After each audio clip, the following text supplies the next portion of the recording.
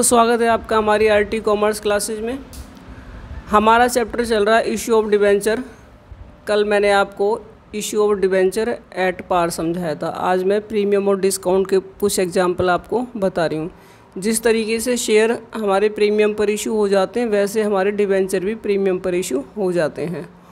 और प्रीमियम हमेशा ड्यू वाली एंट्री के साथ लिखा जाएगा। बैंक वाली एंट्री में हमेशा अमाउंट ही ऐड होकर आएगा, प्रीमियम लिखा नहीं जाएगा। देखिए example number 4। Rohan chemical limited of Mumbai issued 10,000 8% debenture of 100 each at a premium 10%। अब ये 10% किसका निकालना? 100 का। 100 रुपीज़ का डिबेंचर है तो 10% हो गया प्रीमियम, तो 10 रुपीज़ पर डिबेंचर के हिसाब से प्रीमियम पर बेचा जाएगा, यानी कि 110 में। 40 रुपीज़ एप्लीकेशन पर हैं और 70 रुपीज़ अलॉटमेंट पर हैं। तो कुछ नहीं बताया तो हम प्रीमियम को अलॉटमेंट के साथ ही लेंगे। Record necessary entry to record issue of debenture assuming that issue is fully subscribed and all money due is received. देखिए फॉर्मेट बनाइए। एंट्री का date particular LF debit credit. Bank account debit to 8% debenture application. 10,000 debenture into 40 तो 4 लाख हो गए। 8% debenture application account debit to debenture 4 lakh. 10,000 into 70 के हिसाब से लिखिए।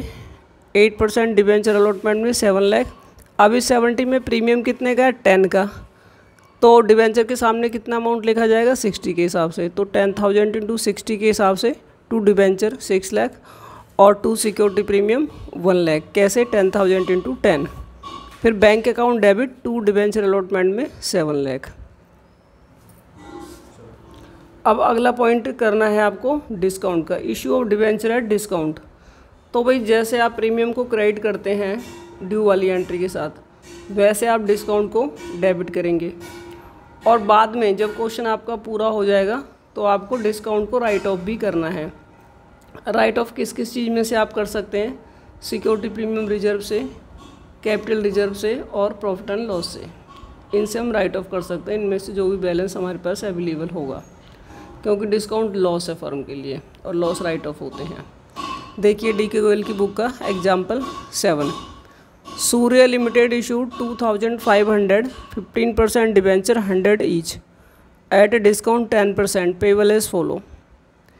अब इसमें भी 10% 100 रुपीज़ का ही निकलेगा, तो 10 रुपीज़ का हो गया डिस्काउंट, यानी कि जो हमारा डिबेंचर है वो 90 रुपीज़ में इशू हुआ है। 25 एप्लीकेशन पे, 25 अलॉटमेंट पे और बाकी का कॉल पे। पहले तो हम अमाउंट का हिसाब लगाते हैं। हमारा जो डिबेंचर वो 90 का है, 25 एप्लीकेशन पे, 25 अलॉटमेंट पे, तो 50 तो यही होगा। इसका मतलब कॉल के लिए 40 रुपीज़ बचे। 50 और 40 90। कुछ नहीं बोल रखा तो हम डिस्काउंट को भी अलॉटमेंट के साथ ही लेंगे।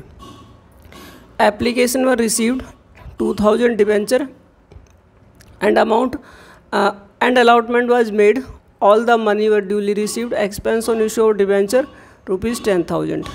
Past journal entry, company decided to write off all capital losses in the first year itself.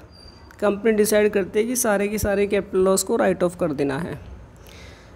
देखिए इसमें एक अलग बात ये भी है कि क्वेश्चन जो है अंडर सब्सक्रिप्शन का है।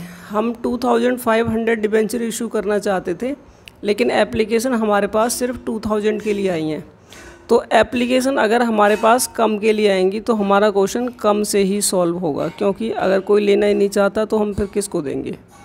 तो 2,000 इंटू 25 के हिसाब से bank account debit to debenture application 50,000। 15% debenture application account debit to 15% debenture 50,000, यही वाले। अब अलॉटमेंट 2,000 इंटू 25 के हिसाब से 15% डिबेंचर अलॉटमेंट, यानी कि 50,000।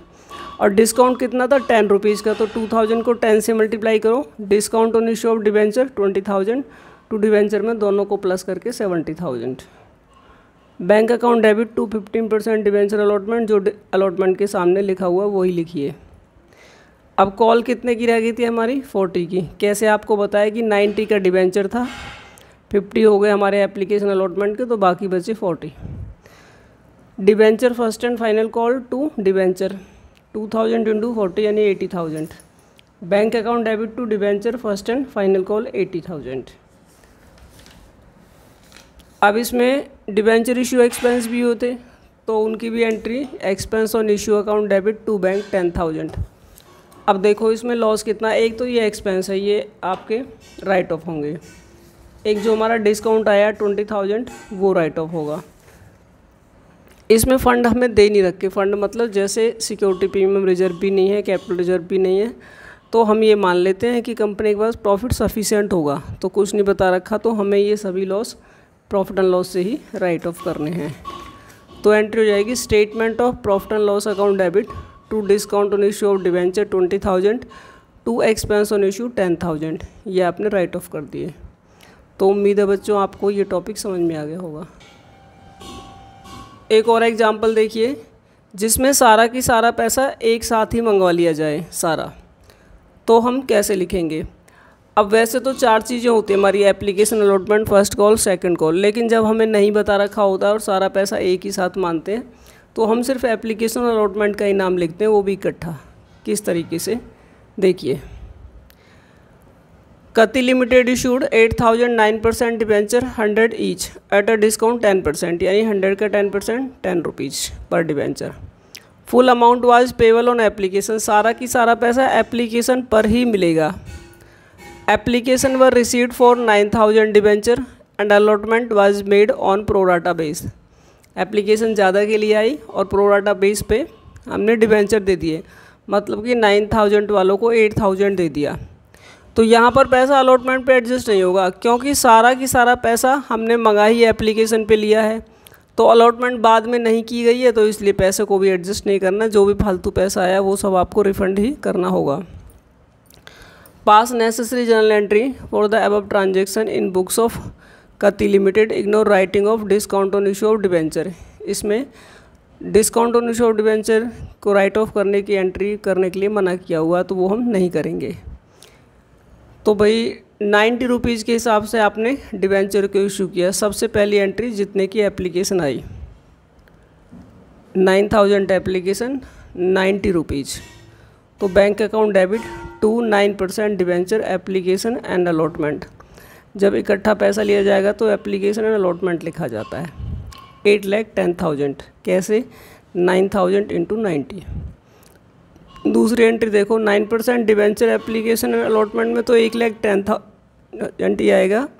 डिस्काउंट में कितना आएगा, 8,000 डिबेंचर जो हमने इशू किया 10 रुपीज़ का डिस्काउंट है तो 80,000। टू डिबेंचर में 8,000 डिबेंचर इंटू 100 का है।